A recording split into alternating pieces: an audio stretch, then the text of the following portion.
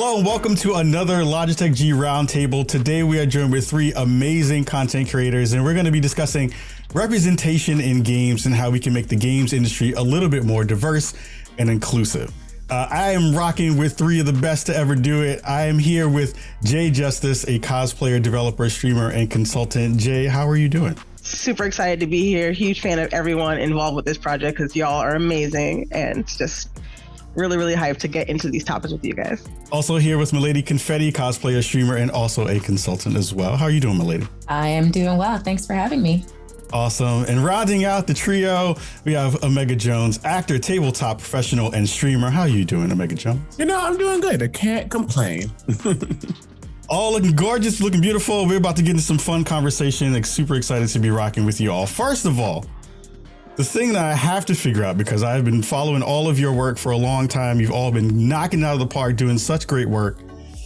I know that you all do amazing cosplay. You've been some of the best cosplayers on the planet for a long period of time. It's been a very long year. There's not been a lot of different ways to kind of get those things out into the world. But what has been your favorite cosplay that you've ever done? Something that you've ever streamed? You know, you've had such a long career in doing that work. First, I'm going to go over to Omega Jones. What has been your favorite cosplay that you've done so far? See, that's rude. So two come to mind. I am big as a tabletop player, especially D&D. I love Critical Role. A lot of people tend to love Critical Role, and I cosplayed as one of the characters, Caduceus Clay, who's like a Fearbolg type thing, which is like a cow person, whatever, cow giant thing. But I did more of a casual vibes because that costume was way too hard to be trying to figure out. But it was nice. It went over well. The person who created the character loved it. You know, it just good times. But I think my all-time favorite was something I didn't even realize I was trying to do that well, and it just went off. I was Peter Pan's Shadow. But I did use my own skin. Actually, I did black everywhere with my friend who was playing Peter Pan, and we went all over, and it was hilarious. I kind of missed that. I kind of want to bring that back. That's pretty dope. This one just has somebody just behind you all the time, just like following you along. I was hiding. You're on the ground. I was pulling his leg every now and then. Yeah, no, it was fun. Oh, that's super good. Jay, what was your favorite cosplay that you've done so far? Oh man, I think I gotta stick with my all-time favorite in terms of building it and leveling up my game, because I've been a sewing cosplayer for many years, and I learned how to make armor just so I could be Commander Shepard, because Mass Effect changed my life, and I was like, okay, this is it. I gotta do this. I got to be black in this game. I got to be a warrior in this game. I got to do space magic in this game, and it introduced me to a whole community full of cosplayers and storytellers and people, and just getting to go there and meet other black fans who said, "You look like my Shepherd." I was like, oh. So that was definitely it for me. Yeah. I love that. Milady, what has been your favorite cosplay? You've been prolific in this space for a long time. What's been your favorite? Probably the one I most recently did, which was Rodgers and Hammerstein's Cinderella. So Brandy. I actually got a lot of the pieces commissioned because creating bodices and things like that is not my forte. It's not a skill that I have, but that's okay to commission and know when you need to ask for help. And it was a whole production of between myself and my friends who honestly made a whole fairy tale come to life. And it was honestly the most incredible experience I have ever had. And I honestly felt like a princess that entire day. So, yeah. Yeah, those pictures are stunning. You look majestic up in those pieces. It was super good to see you be able to share those out with the world. You know, we all have been doing this work not only in these streaming spaces, but in, you know, where a lot of us are gamers. We've been playing games for a long period of time doing this kind of work. 2021 has been really busy in terms of games and a lot of stuff that's been coming out. It's been one of the kind of biggest and probably one of the best years for gaming in terms of stuff to come out with such high quality. What have been some of your kind of like top 2 games that you've played this year that you feel like you really are excited for? Jay? I'd love to hear your thoughts about that. I really got excited for Lost in Random, and I was surprised because I didn't think I was going to be that into it, but it was a very unique way of playing because they brought in a dice rolling element that really made you feel like they combined the dice rolling and the card drawing to bring the tabletop to the video game space. And it's actually a really cute game, but also very deep and kind of sad and tragic. Like it brought it all. I was like, wow, this is a dope game. I think more people should play this game. I hope they get into it. Fantastic. Milady, what have you been playing of late? What's one of your favorite stuff from this year? Well, I play a lot of Dead by Daylight because that's the only game I can say that I own. But if I weren't, if I wasn't, Valid. I've been playing a lot of New World in my off time because I just honestly when I played it when it was the beta and I was like, this is going to consume a lot of my time, and then it launched and I was like, oh my God, this is consuming a lot of my time. And it's like, oh, okay. Yeah. So I really, really am enjoying New World. So I'm on that hype train. It's kind of nice to have like an off-screen game, right? Where you just like get deeply 100%. Involved with it. Yeah. Yeah. It's super fun and to be able to do that. And it's your own and, you just chill and vibe. Drink Don't wine. have to hear people trying to surf over your shoulder and talking about, do this next, please. Omega Jones, what have you been playing? What's been some of your favorite games of this year? I've also, and that's honestly Confetti's fault, I've been deep into Dead by Daylight as well. It's literally your fault. I told you not to play that game. I told you not to play that game. But then I watched you destroy people as Hag, and now Hagatha is one of my main characters. It's your fault. Regardless. But if I'm not going to say that game, a game that I was really excited about because I know we're not really supposed to invoke its predecessor, but you kind of have to. I loved Left 4 Dead. So Back 4 Blood is everything that I needed and more. It's so good. It's so much fun. The mechanics are fresh. They feel good. It doesn't feel like just another shooting game. It really feels like you need to be smart about what you do or you will die because you're written don't play. But no, I've been really, really enjoying that. That's probably my pick for this year so far. Do you remember what that first kind of, moment was for you, whether it be in the tabletop space, in the cosplay space, in the accessibility space, where you've seen people who are like, this person is being an activist and I want to be an activist in that kind of space. Have you seen, or do you remember what that particular point was for you? Jay, I'm curious your thoughts about that. If you mean like in the gaming space as a whole. Oh yeah, like gaming space as a whole, like any layer of it. My very first PAX, I walked in, I saw Tanya, and she was great. And I did not know anything about what was going on. I'm looking around, like I think I had on a Doctor Who costume. This is a long time ago. I didn't even have a gaming costume that was ready to go, but I was like, all right, I'll just go here and see what's what. And I made a beeline for other Black people because I was like, this is Boston. I don't know nobody. So I'm just going to go over here and see what's going on. That's real. Okay. And you said Boston. I was like, huh? What? I look around. I Need Diverse Games was right there. And I was like, okay, this seems like a cool place. So I just kind of like did that thing where you kind of like hang out and pretend to read something, but just like listen. And everyone was super nice and super friendly. So I introduced myself, talked to people, and it was just such a welcoming space. And I was like, okay, this is the kind of space that I want to not only be a part of, but I want to like create, because I feel like there are people who go to conventions, RIP PAX South, it barely had a chance to breathe. Texas really needed that con too. It's sad. When we went to PAX South, I tried to be that welcoming person to a lot of other people, because I know that Texas is kind of like, I mean, the US is an impressive place to live, but like going to areas that are really just heavily conservative and showing people that, hey, you know what, you're going to get out of here one day and you're going to find people that are like you, and you're going to be able to be a nerd and be free of the sense that you don't belong. You're not the only person who feels this way. You get a chance to actually like be part of the community. So I definitely think that getting to meet people in the Diversity Lounge at PAX was the first time I felt like I could have a safe community space for gaming as a whole, for me personally. Milady, what were your thoughts about like kind of when you first saw yourself in game, or representation in game that felt like it was authentic to some of you? It was E3. I don't remember what year, but it was the year that Aisha Tyler was hosting the Ubisoft event. And that is the first time I ever saw a dark-skinned Black woman in the gaming space ever. And I have to put emphasis on dark skin because, you know, colorism and featureism, it has invaded every single space. And it's such a warming feeling when I literally cried when I saw her. And she was doing a darn thing. Like, she was hosting, she was funny. I mean, she's also like a comedian too. But like, she was just like there, and I'm like, oh my God. Like, it was just like, I honestly cried. I remember I was in my dorm room. I was an RA, and I told my entire floor to not bother me today because it was E3 the entire weekend. I was like, just don't talk to me.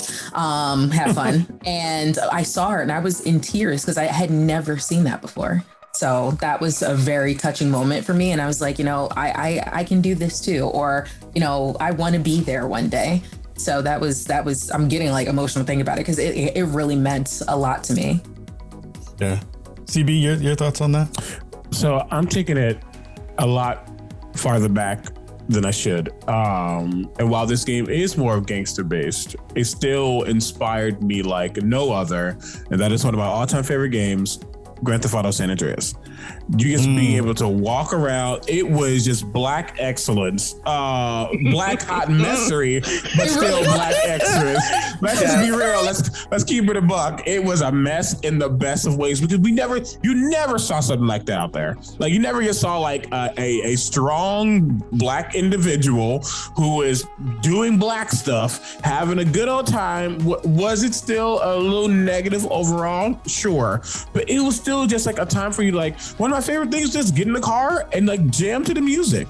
That was on the thing that you can't do now because DMCA. But still, that game, I remember being a kid and being like, oh my gosh, why do I love this so much? And I didn't realize until much later it's because I was seeing someone that looked like me in the forefront in a space just living their life. Because that's really what Grand Theft Auto is. Yes, there is a storyline that comes to it, but a big driving point of Grand Theft Auto is you can kind of live a life. You can do whatever you want. It's not necessarily Sims based, but you still can just, you know, you don't have to go this way. You can go that way. You can just kind of chill. You can go work out. You can get a burger or some food at Cluck and Bell.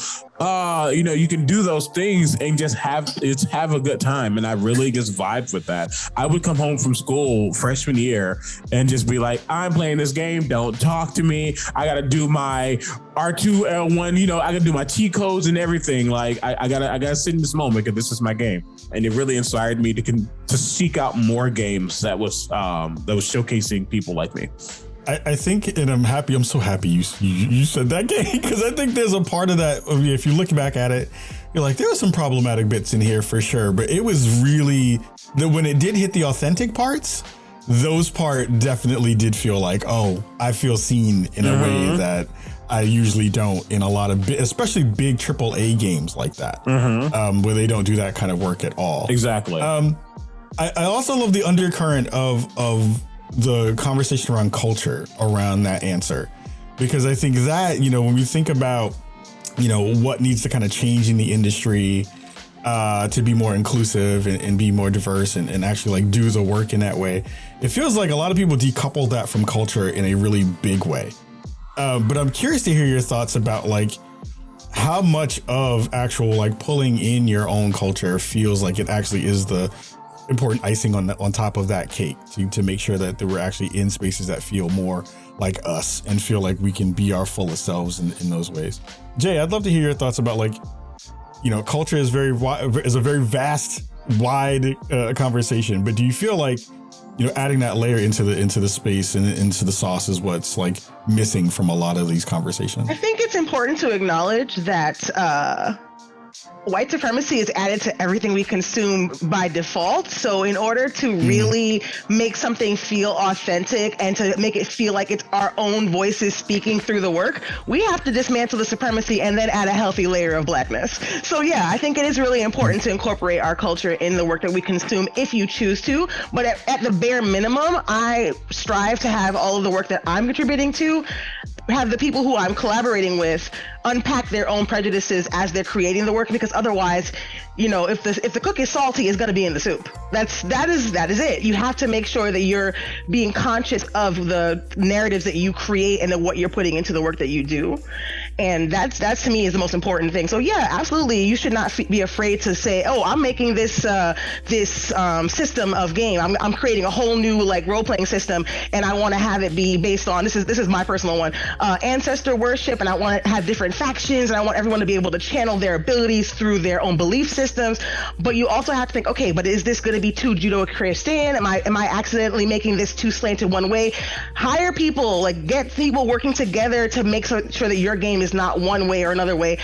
But also check your privilege and make sure that you're not accidentally stepping on people's toes when you create things with culture. Like that's a really important thing for everyone to kind of like work on personally and professionally. I try to do that when I do consulting work. Say, okay, this is really cool. Is it based on anything? Did you use another culture, or did you use your own personal like belief system? So culture is important, and also the fact that everything we're living in, the space, the air we breathe, is like part of the world. There's no microcosm that's free of racism. We kind of have to unpack everything to really create good work. Well, CB, your thoughts on that? I'd love to hear what you think on that. I'm gonna be honest, I have many thoughts, but I really want to hear Confetti, because I know Confetti has a lot of thoughts. So I'm gonna let her go. I do not wish to be perceived now. I'm perceiving you.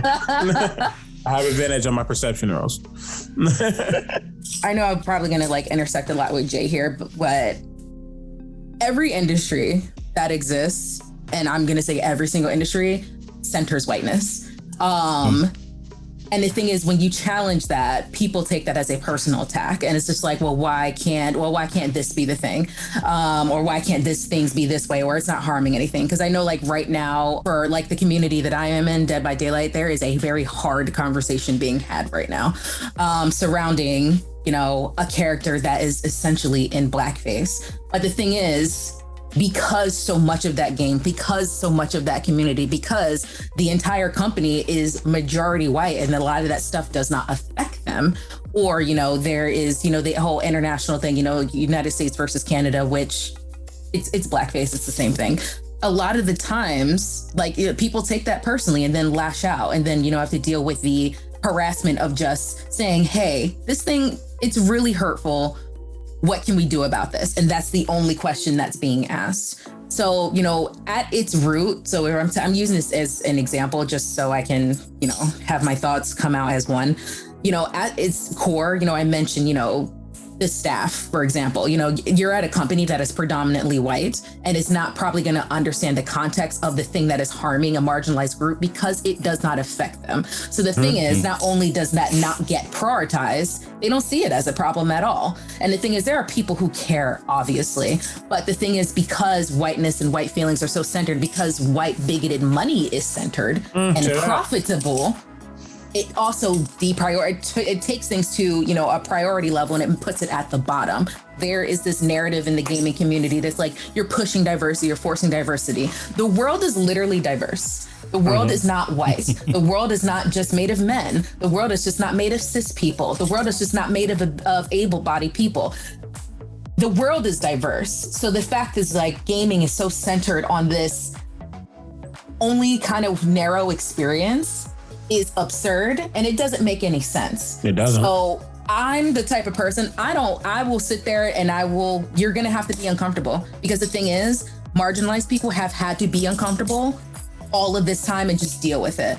There was this saying, I stay on TikTok way too, I should be asleep. And like, so I work 18 hours and the rest of the time I'm on TikTok. But there's this one TikToker who was talking about, like back in the day, like, I really wish we could go back to the time where things weren't so offensive, or things weren't that. It wasn't the fact that they weren't offensive. It's the fact that people didn't have a voice to say something. And you're just admitting to the fact that you would just rather go back to doing what you're doing so you can be comfortable in your bigotry and sit in that, rather than being challenged on it and like maybe doing some inner reflection and growing from that. Because bigotry is not okay. And the thing is, a lot of this space, it caters to that. And enough is enough. And the thing is, like, we're talking about Breonna Taylor, we're talking about Ahmaud Arbery, we're talking about George Floyd. But the thing is, those are the names we know and the names that we don't. A lot of people in gaming started to realize that Black people exist in these communities.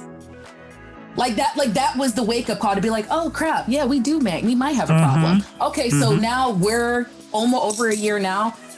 How many people have you hired? What is your strategic plan? What are the statistics on the things? How many Black people have you promoted? How have you made your space less racist? Because the thing is, you can hire Black people, but what are you hiring them into? So what have you done to deconstruct those workspaces to be less racist, less misogynistic, less homophobic? Like, what are you doing to make those spaces actually inclusive so the work can get done? And the thing is, as much as like, you know, I love GTA and stuff like that, like I think of like Miles Morales and the intertwining of Black and Latina culture and how like even down to, you know, how the scenery, like how the scenery looked, you know, you put in, you know, the flags and like it was beautiful and it was elegant. And I know a lot of Black people are on that, but you know, when you look at Insomniac Games, who are the people at the top who are profiting off of that? Like, I want to see us at the top and have that trickle down, because I'm tired of everything being centered on whiteness, and it's time to deconstruct that. It's time to decenter it, because that is not the only narrative that exists. So get over yourself. Hashtag I said what I said. And I love how you answered the next question I was going to ask anyway. So you leaned right into it about like, what do we tell companies to make their spaces more diverse and give some advice on that space? Go ahead, CB. It's one of those things where that question is easily said and asked, but it's like, the answer is right there. And I'm going to put it in like the most basic example I can do. If you go into a character creation page and you see 50 shades of porcelain and you see 2 shades of darkness, you are already telling on yourself. You're already showing us that you don't know. Well, one, you're centering one specific type of individual, and you're hoping that that specific type of individual are the ones who want to buy your games. But guess what? Marginalized people have been here since the jump. Don't forget, y'all came from Africa. So like, do you want to go there? So it's like, you know what you need to do. At this point, I'm calling shenanigans. I'm calling ignorance, because we've been yelling about it way too much. And I say yelling specifically because we're done with just talking. We're done at this point. We're trying to get it through your thick skulls that we are here, not just as Black people, but just marginalized people as a whole. We are here and we want to be able to play your games and see ourselves in your games and see ourselves in your spaces and be in your spaces and thrive in your spaces. And you still are casting, you know, Nancy, John, and Jack down the street just because they got less melanin than, you know, Rico over here. So it's like, is it going to get to the point? Like, what's the quote? And it's very specific. And I've been saying things like it before. You're lucky that Black people aren't angry. You're lucky we're not vindictive. You're lucky we're not acting out. Asking for revenge, yeah. Exactly. You're lucky we're not acting for revenge. Bring us action to be seen. And you know that we want to be seen. So get it done. Like, there's not much more we can do past that, because at the end of the day, unfortunately, we have to rely on those white individuals to realize that, oh, we should be hiring these people. It's not us wanting to be hiring, it's y'all needing to do it. So how do you do that? What do you do? How far do you go to finally diversify yourself and truly add some of this culture that can only enrich your space, not take away from it? I don't get what people haven't realized is you start putting us in spaces, we'll show up, and then you get more profit from those who just want to be. It makes no sense. Well, because the thing is, empathy and self-reflection are skills that a lot of people do not practice. And I mean that just in a general sense. But then you're going to ask people who have power in society because of the color of their skin to not only do some inner work and self-reflection and do some shadow work, but also to check the time, to check themselves to see like, oh my God, like I've gotten into these spaces because it's a little bit easier for you. You know, you are hired, you know, based on privilege a lot of the times, or who you know, or X, Y, and Z. So, you know, I'm done asking permission for white people to care about my existence because I'm valid and I'm here. And like, I can't, again, like when it comes to like, you know, when it comes to Black people being represented, specifically Black, especially when it comes to Black women, it shouldn't have to be the fact that I need to ask a white man to care about me. Sorry. It shouldn't have to be that way. And the thing is, because when we have to center, because then the thing is we're centering allies and what we're trying to do. And it's like, no, like we can speak for ourselves. We should just be there from the jump. So it's like if you haven't learned anything from all of that, like it's a you problem. I don't know what to do with you if you haven't learned anything off those conversations and those comments. Jay, we wrap a small bow on this before we get to the last question for this. I mean, everyone's been basically hitting the nail on the head repeatedly in terms of like equity and making sure that it's not just everything catering to white supremacy, and bringing in intersectionality and really dismantling the eugenics that is behind all of this, and the fact that they are dehumanizing people of color, Black people in particular, especially Black people with disabilities, queer Black people, trans Black people. We need to just have complete diversity on all of these teams, especially in terms of hiring, in terms of management, in terms of like executives, because the executives are the ones making the decisions. And the question that was asked earlier was, are you really so racist that you would rather lose money so you can discriminate? You'd rather make less money so you can continue to dehumanize others? Like we've proven time and time again that if you actually cater to the audience that is willing to spend the dollars in terms of giving good representation and actually hiring so that the writer's room reflects the audience in terms of video games, and so that the boardroom reflects the audience in terms of video games, television, like publishing, all of that stuff, in the end, it actually makes them more successful. But because of the way that racism is so ingrained in the minds of white people, they see any kind of diversity as a net loss, even when it's a net gain. So it's the mentality that has to be dismantled, and honestly the only way to do that is to cut off the head of the animal, because it's just not. We have tried asking nicely and that didn't work, so we're done doing that. And then when you hire Black people, especially when it comes to Black queer people, Black disabled people, pay us. Oh God, yeah. It's not hiring without money. Slavery days is over. Like, what is that? Don't try to be like, oh, like we're gonna lowball salary. No, pay us. Okay, we're qualified. Agreed on that. The last question for this amazing conversation. If you were to give one piece of advice to a young Black gamer who wants to get into content creation, what would that one thing be? I'm going to go to Jay first, and then we'll loop around. To that young Black gamer, you are a non-renewable resource. You are your own priority, your health, your peace. Prioritize that over everything else. And if something is not serving you, then you don't serve it. Milady, got you up next. I would say, especially to like young Black women who want to come into the scene, you can come in and just be a creative. You don't have to be the savior of, you don't have to be the change of, the trailblazer of. You can literally just be, and that is okay.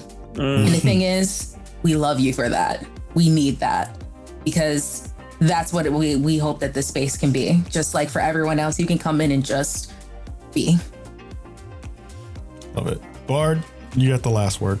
Something that people didn't tell me and I learned way too late, as I am someone now struggling with a lot of mental health issues and just understanding that I have those problems. It is okay. How to say this? You as a Black person, whether you're Black and gay, Black and queer, Black and a woman, Black and disabled, Black and whatever the extra may be, or just Black, it is going to be hard, because this is the world that we are a part of. We are a part of a world that centers white supremacy, and therefore everything that they do is going to be a hindrance to your Black success. It is ingrained in our society. And you're going to want to be that person, as you said, to be the savior, to be the one to be like, I'm going to do it for everyone. I'm going to do it so someone's being seen. I'm going to do it because if I don't do it, someone else isn't doing it. And that's great. But it is okay to take a step back and be there just for you. It is okay to center your self-worth in your self-care, because the minute you burn out, they see that. And now you're the Black person who failed. And now you're the one who didn't do enough. And now you're the example people can give when they say, well, this person's doing blank, but this person did this and look at them now. No, it is okay to take a step back and just breathe and take some time to yourself and come back as strong, because we need you to thrive. We need you to be here, and you can't be here if you're not taking care of yourself first. So take care of yourself. It's going to be a hard road, but you got people out there who are doing it. You got people you can not look up to, but talk to and interact with and get some advice and try to figure out how to navigate this place we call the digital content creation world as a Black person. Because it's hard for all of us at this roundtable, and hard for people who aren't at this roundtable. But we persevere. But we also keep in mind that we have to put this first. So that's what I have to say. I just have to say again, thank you to CriticalBard, aka Omega Jones, and MiladyConfetti, and Jay Justice for an amazing discussion today. And thank you all for watching. It's been awesome to have Logitech set these spaces for us to be able to have these conversations in these really brilliant and profound ways. And we want to be able to do more of these. If you want to learn more about how Logitech is approaching diversity and inclusion, please go check out the link in the description below. For more Logitech roundtables, please check out our video on accessibility and gaming, and make sure that you're subscribing and hitting that notification bell so that you never miss another Logitech video. I've been your host and moderator, Kahlief Adams of the Spawn Me podcast. We'll see you all very soon. Take care.